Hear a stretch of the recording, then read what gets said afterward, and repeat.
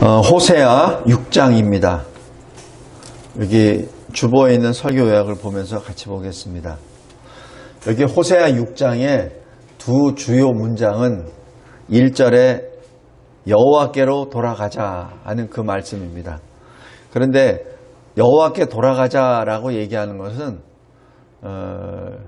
지금 백성들이 성령의 감동을 받고 이제 회개하자, 하나님께로 돌아가자 하는 그 말씀이고, 두 번째는 3절에 우리가 여호와를 알자라는 말씀입니다. 이 두 개의 문장이 오늘 여기 6장의 주요 내용입니다.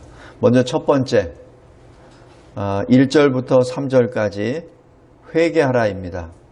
오라, 우리가 아수르가 아니라 여호와께로 돌아가자. 우상 숭배에서 하나님께 예배드리러 돌아가자. 여호와께서 우리를 찢으셨다. 여호와께서 우리를 이렇게 고통을 환난 가운데 우리를 임하게 해주셨다. 우리나라가 지금 아수르에 끌려가서 지금 완전히 포로가 됐듯이 이런 식으로 된 것은 하나님의 역사다라는 얘기죠. 성도 여러분, 제가 누차 말씀드리지만은 어떤 상황이 벌어졌을 때 그것을 하나님의 입장에서 봐야 됩니다. 사람의 입장에서 보게 되면 해결책이 없어요.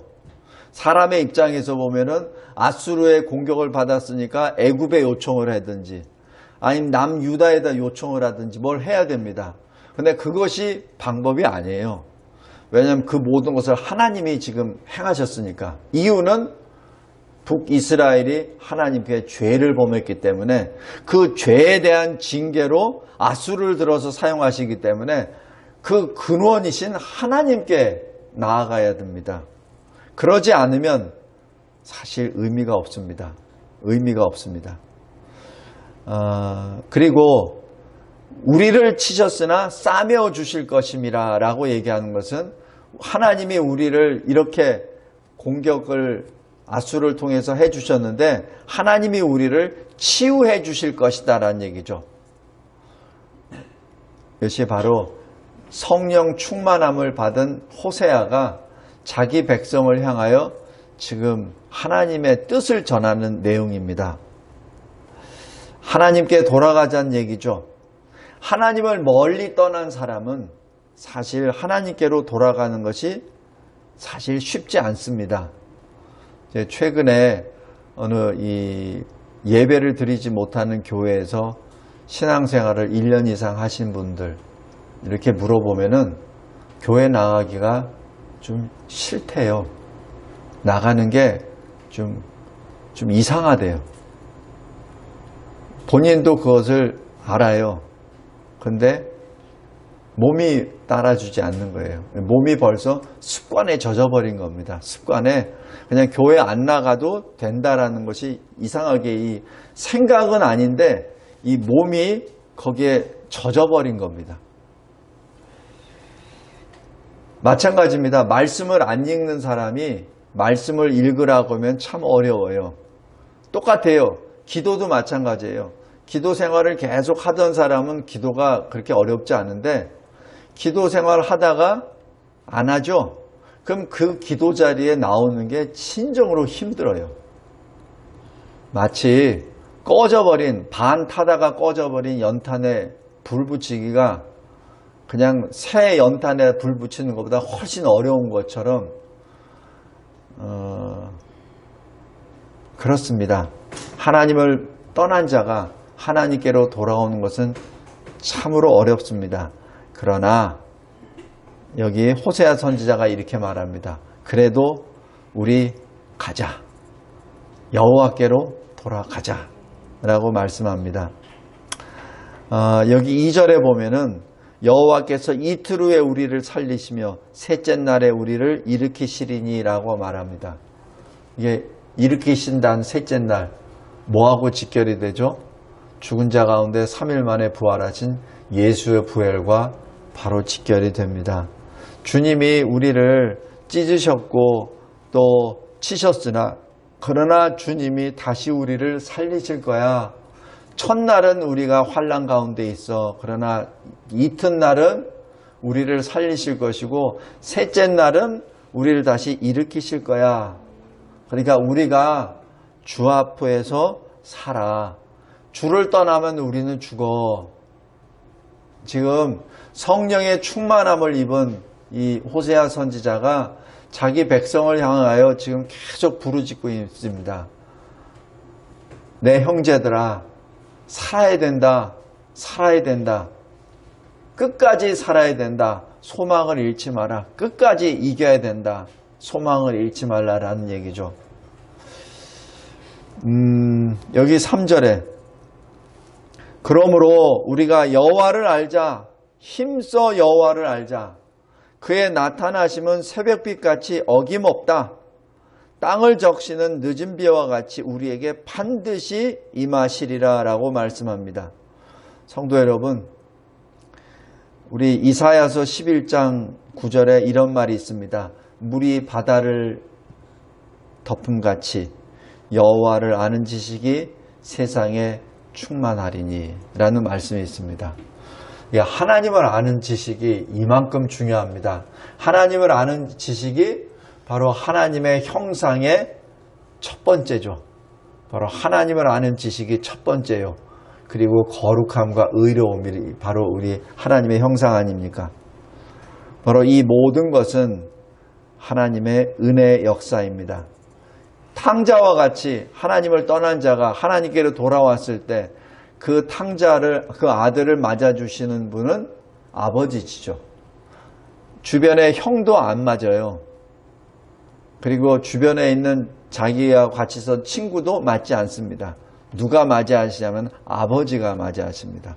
멀리서 자기 아들이 오는 것을 보고 멀리서 달려가시죠.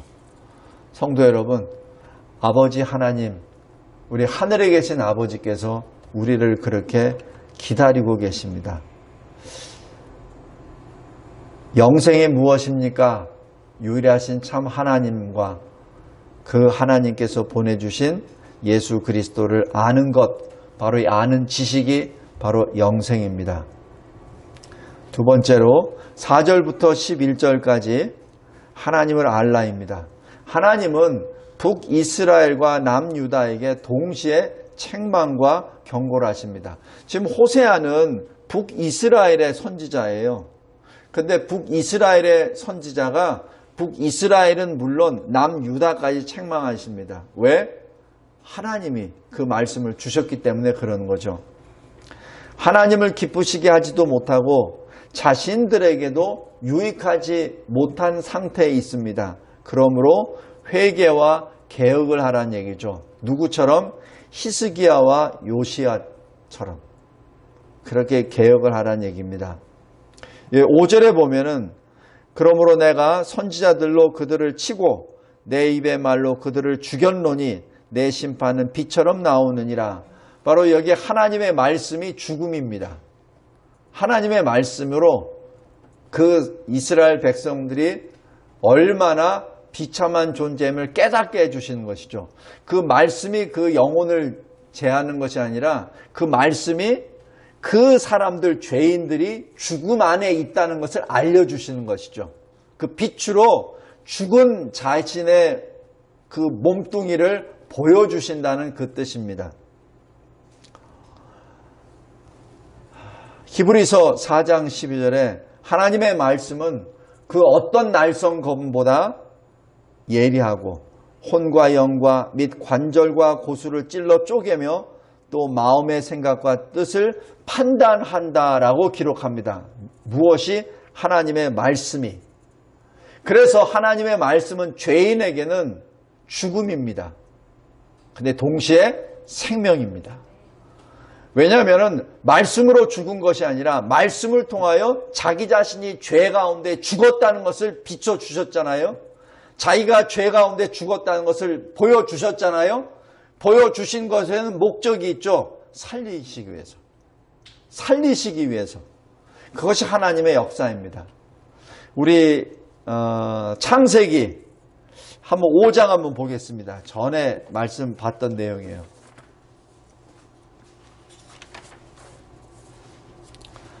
창세기 4장 16절부터 가인의 계보가 나오죠. 가인의 계보, 그 다음에 창세기 5장에 아담, 셋의 계보가 나옵니다. 그 계보의 큰 차이점이 무엇입니까? 가인의 계보에는 세상 자랑은 있어요. 내가 양치는 자의 조상이야. 내가 음악의 대가야. 이렇게 자랑은 하는데 거기에 죽음은 없습니다. 분명히 죽었을 텐데 죽음이 없습니다. 죽음이 무엇이죠? 죄의 싹시죠. 바로 죽음을 여기다 기록하지 않았다는 얘기는 죄인이라는 것을 자기 자신이 인정 안 한다는 얘기죠. 누구죠? 가인의 후손들입니다. 바로 지옥에 가는 사람들이죠. 지옥에 가는 사람들은 끝까지 자기 죽음을 인정하지 않습니다. 끝까지 자기 자신이 죄인임을, 죄의 싹신 사망의 노예라는 것을 인정하지 않습니다. 그것을 인정하는 사람이 생명으로 들어갈 수 있는 첫 단계, 첫 걸음을 하는 것이죠. 그것이 창세기 5장의 아담의 계보입니다. 아담의 계보에는 몇 살에 나와서 몇 살에 신앙의 계보가 연결되고 몇 살에 죽고 하는 것이 계속 반복적으로 나옵니다. 자기의 죽음을 인정하죠. 바로 자기가 죄인이라는 것을 인정하죠. 죽음을 인정한다는 얘기는 창세기 3장 15절에 여인의 후손이, 여인의 씨가 그 죄를 불러들인 사탄, 뱀의 머리를 다 없애버릴 것이라는 그 약속, 바로 예수 그리스도, 그 약속을 믿기 때문에 죽지만은 다시 산다는 것, 죽지만은 주님 안에서 다시 부활한다는 사실을 인정하는 신앙 고백이기도 합니다.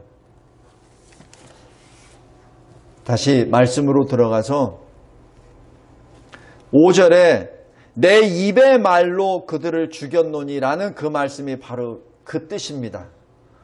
그 말씀으로 그를 죽였다는 것이 아니라 말씀으로 그들이 죄 가운데 있다는 사실, 죄 안에서 이미 영적으로 죽었다는 사실을 빛처럼 말씀이 보여주셨기 때문에 죄인임을 알았기 때문에 회개할 수 있죠.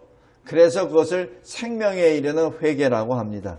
하나님의 말씀은 그러므로 죄인에게는 죽음이요 동시에 생명입니다. 여기 6절 보십시오.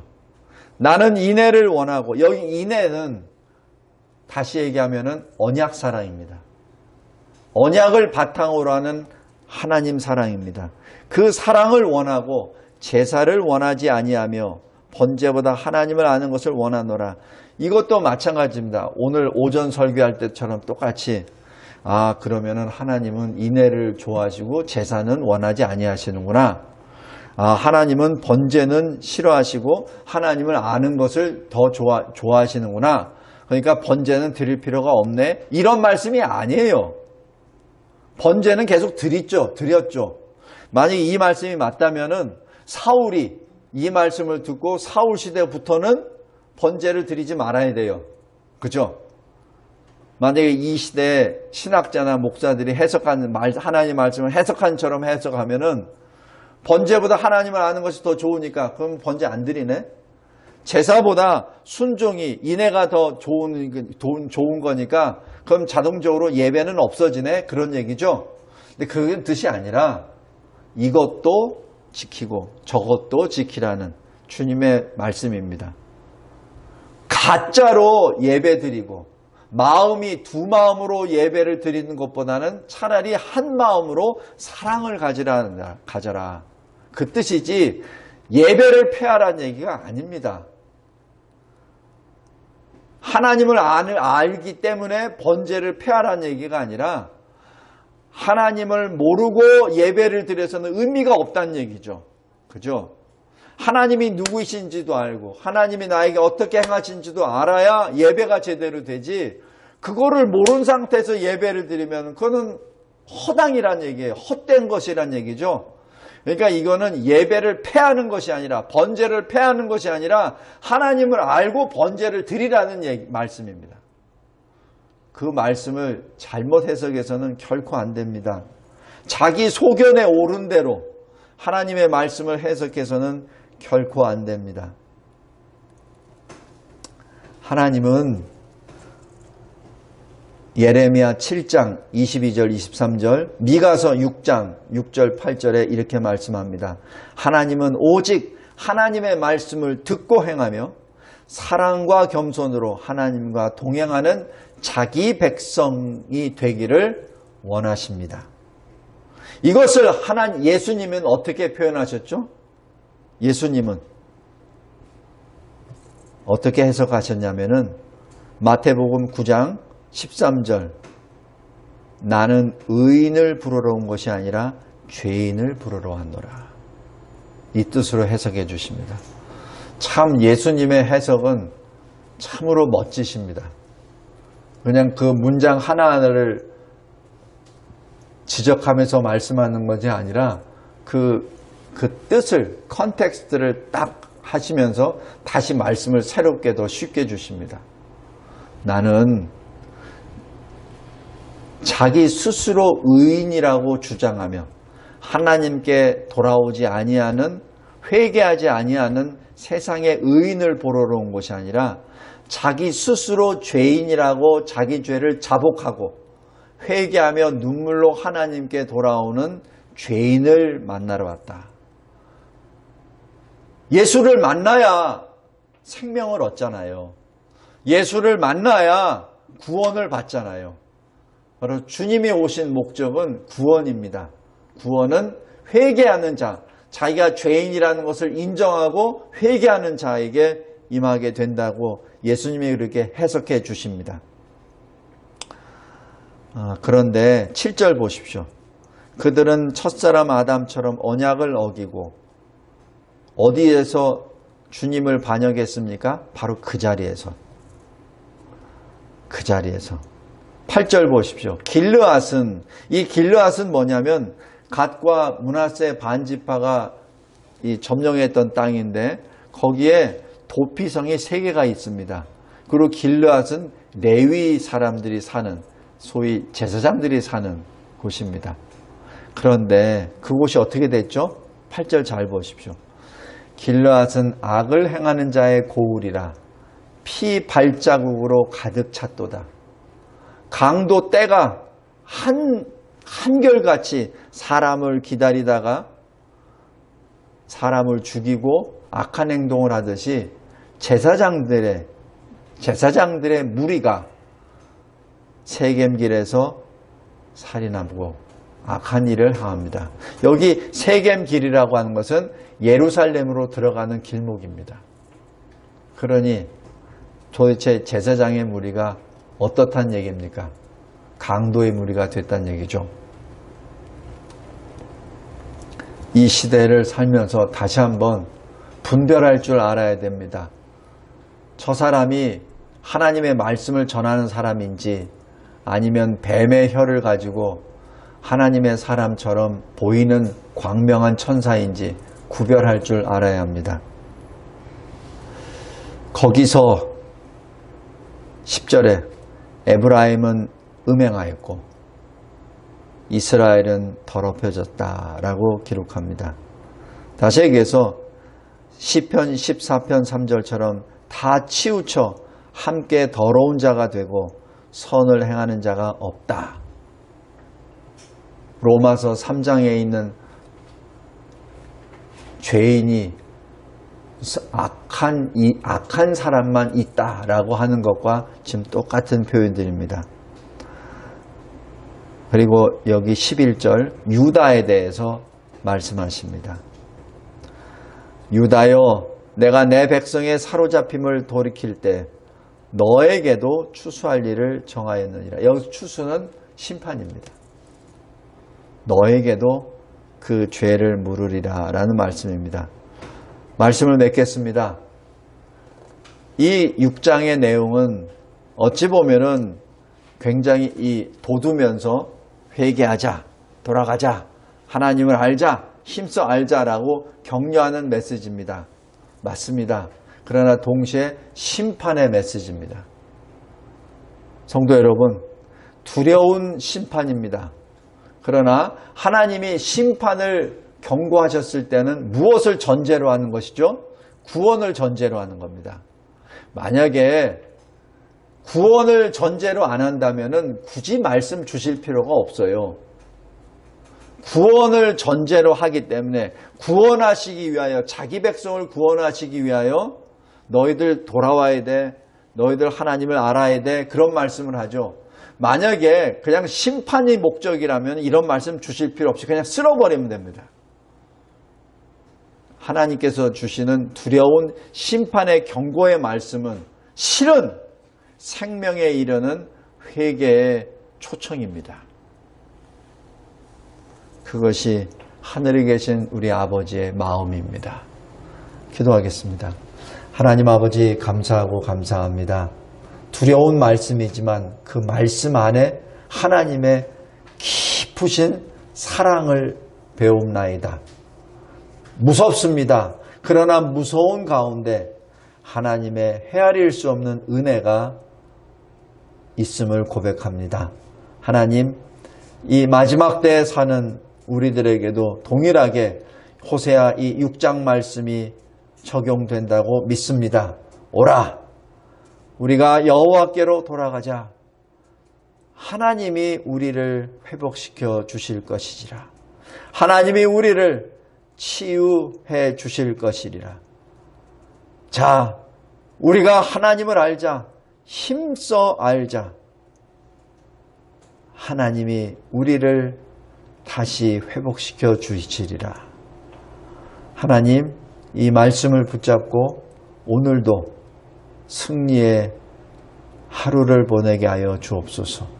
우리에게 주신 것, 믿음, 소망, 사랑, 그리고 언제나 우리 입에다 넣어주신 말씀, 우리 마음에 심겨주신 기도의 소원, 그리고 우리 전 인격체가 주님의 영광을 찬양하는 예배를 빼앗기지 않게 하여 주옵소서. 예수 그리스도의 이름으로 기도드리옵나이다. 아멘.